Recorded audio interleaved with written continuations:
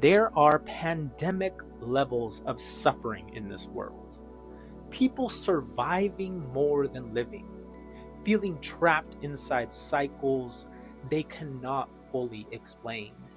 Same routine, different day, waking up exhausted, running on autopilot, disconnected from themselves, disconnected from each other, disconnected from life itself. Loneliness is rising, mental health struggles are rising, stress-related illnesses are rising.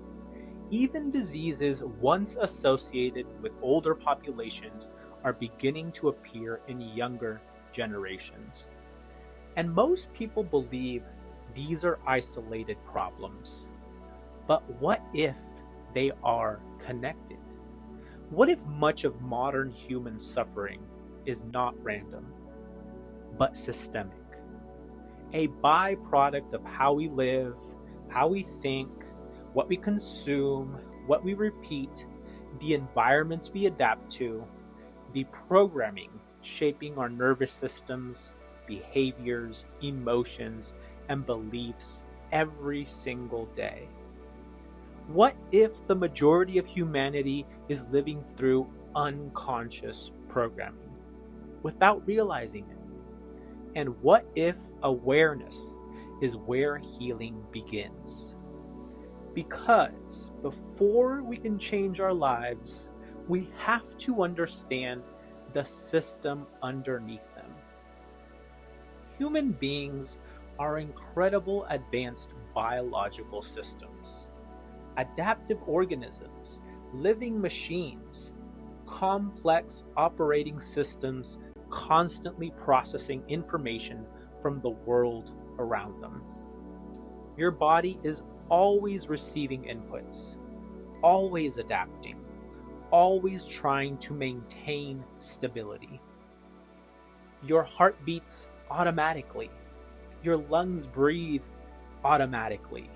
Your nervous system scans for safety before your conscious mind even catches up. Most of what keeps you alive happens unconsciously. But it's not just biological functions operating automatically. Thought patterns can become automatic. Emotional reactions can become automatic. Behaviors can become automatic. And over time, entire identities can become automatic. This is why so many people feel like they are watching themselves repeat the same loops over and over again. The same fears, the same emotional cycles, the same self-sabotage, the same exhaustion, the same relationships, the same internal wars. Because the operating system is doing exactly what it is designed to do: adapt and survive. And that changes everything. Because your body is not primarily asking, how do I make this person fulfilled? It is asking, how do I keep this person alive? How do I keep this person alive? This process is known as homeostasis, the body's attempt to maintain internal stability while adjusting to its environment. And the key word here is stability, is trying to maintain internal stability. But stability does not always mean healthy. A system can stabilize in stress. It can stabilize in anxiety. It could stabilize in burnout. It could stabilize in emotional chaos. It could stabilize in survival mode. And once the system adapts to something long enough, it begins treating it as normal. This is how unhealthy states become programming.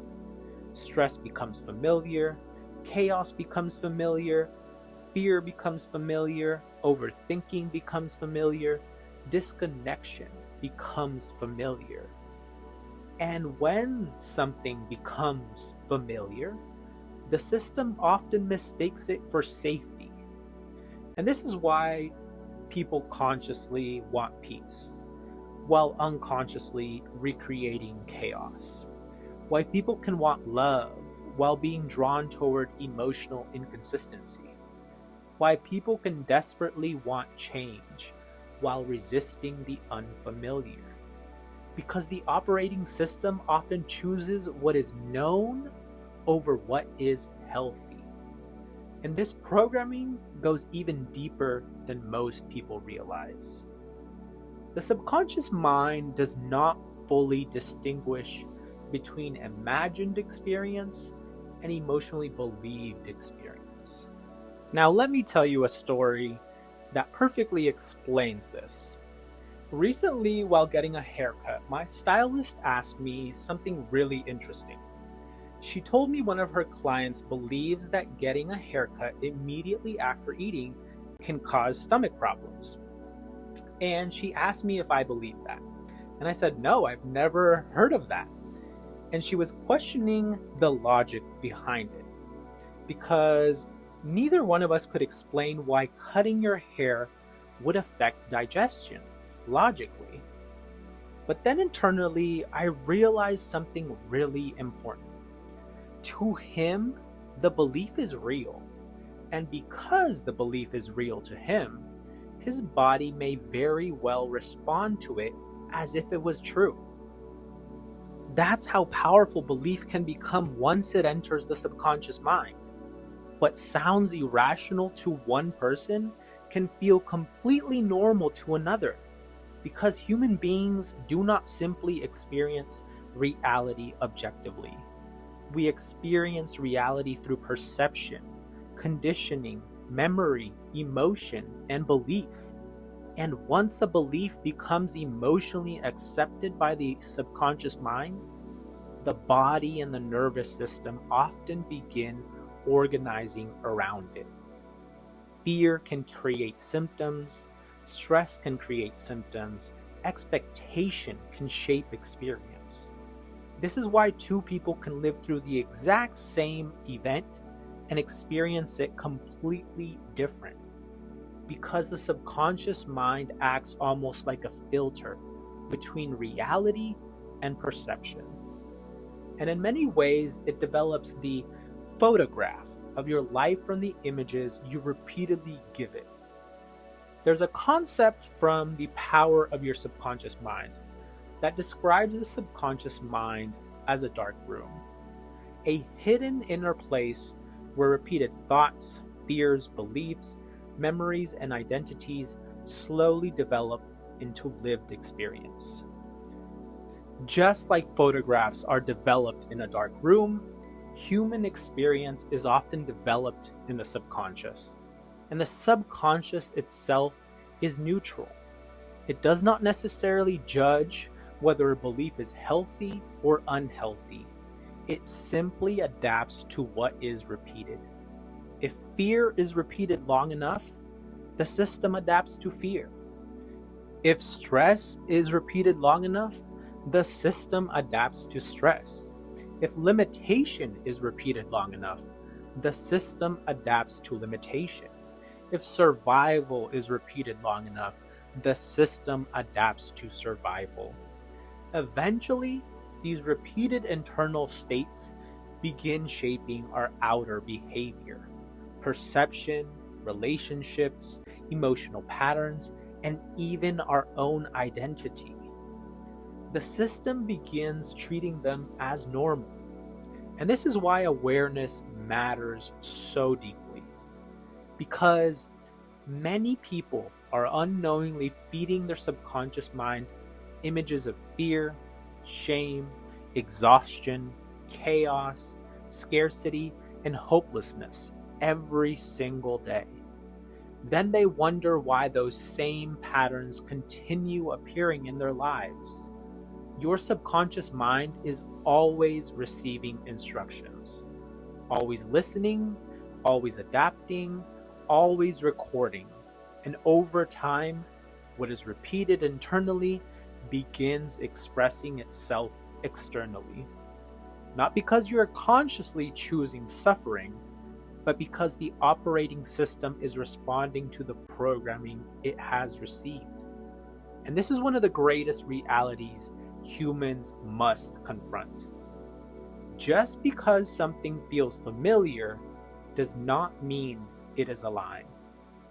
Again, just because something feels familiar does not mean it is aligned. But this is also where hope begins. Because unlike a machine, you can become aware of yourself. You can observe the pattern, you can interrupt the programming, you can consciously participate in your own evolution, in your own creation of life. And this is where HeliOS begins. HeliOS stands for Human Evolution Through Alignment Operating System, a framework for understanding the system underneath your thoughts, your emotions, behaviors, patterns, perceptions, and survival responses. Because awareness changes everything. Before you can change the pattern, you must first see the pattern. Maybe the question is no longer, what's wrong with me? Maybe the real question is, what has my system adapted to? What beliefs have I repeated? What fears have I normalized? What emotional environments have I unconsciously called home? Because who you had to become in order to survive may not be who you are meant to become now. I wanted to leave you with a few questions to reflect on. And if you have the time, in order to actually write down these questions in a journal and actually think of these very deeply. And the questions are, what pattern keeps repeating in my life? What emotions have become so familiar that I mistake them for who I am? What beliefs am I unconsciously feeding my subconscious mind every day? And what version of me was built for survival, but is no longer aligned with where I'm going? And because once you become aware of the operating system, you're no longer running simply automatically. You're beginning to wake up inside the system itself. And from there, you can begin to realign. I wanted to end this with setting an intention, because receiving and processing information is just the first step. We have to do something about this information, this knowledge that we have acquired, to set an intention on what to do with this information. And so join me. I want you to take a deep breath in through your nose and out through your mouth. And say, thank you, thank you, thank you. Thank you, God. Thank you, universe. Thank you, divine. Thank you, spirit. Thank you for this new information that I have received. Thank you because I will be able to digest this information. Thank you because this information is going to transform my life. Thank you because now I am aware that every action that I take, every emotion, every behavior is not necessarily who I am. It is programming deep inside of me that is shaping my reality. And thank you because I am able to change that programming. Thank you because I have the opportunity to change my life. Thank you because I'm able to consciously be aware of the patterns in my life. Thank you because I am able to consciously be aware of what is not in alignment with me. Thank you because I am going to be in alignment. Thank you for alignment in my body, in my mind, in my soul. Thank you. And we set the intention to not just fully receive and fully understand this information, but to apply it in our lives, to become aware of those patterns, to change those patterns, to start co-creating with the universe, to rewire our subconscious mind in order to create the reality that we want to experience. Thank you, thank you, thank you for your support in this process. We are blessed to have God, the universe, spirit, the divine creator on our side. Thank you, thank you, thank you.